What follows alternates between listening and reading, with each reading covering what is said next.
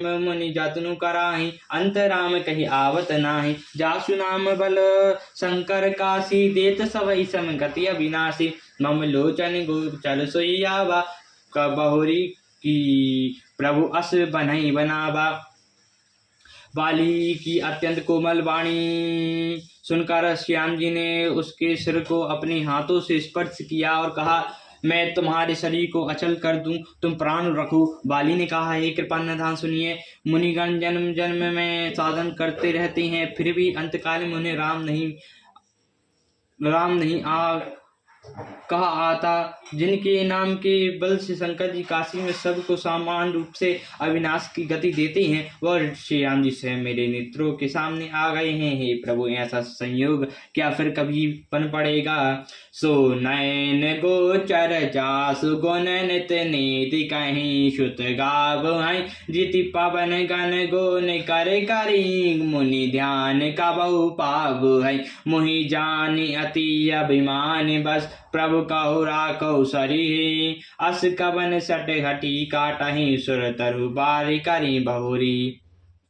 अब नाथ करे कौना बिलो कौ देहु जो बर मांग हूँ। जही जो निजन मोह कर्म बस ता राम पद अनुराग हो। यह तनय मम समय व्यय बल कल्पना कल्याण पद प्रभु लीजिए।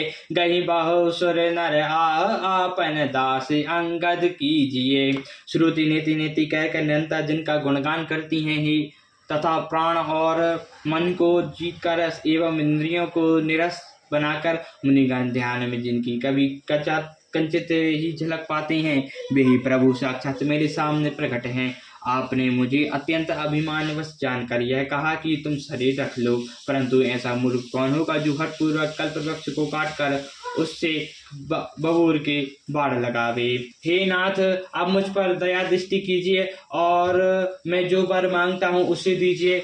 मैं कर्मवश जिस योनि में जन्म लूँ वहीं श्याम जी आपको एक चरणों में प्रेम करूं। हे कल्याण पद प्रभु, यह मेरा पुत्र अंगद विनय और बल से मैं मेरे ही समान है।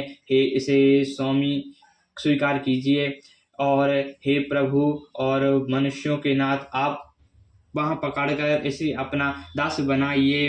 राम चरण दंड प्रीति करे रामा, कीन तनु त्याग सिया रामा। सुमन माल जिमि कंठ ते रामा, गिरत न जानई नाग सिया रामा। श्री राम जी के चरणों में दंड प्रीति करके बाली ने शरीर को वैसे ही त्याग दिया जैसे हाथी अपने गले से फूलों की माला का गहना न जाने। सियावर रामचंद्र जी की जय, पवन पुत्र हनुमान जी की जय, महापति महादेव जी की जय। जय समस्त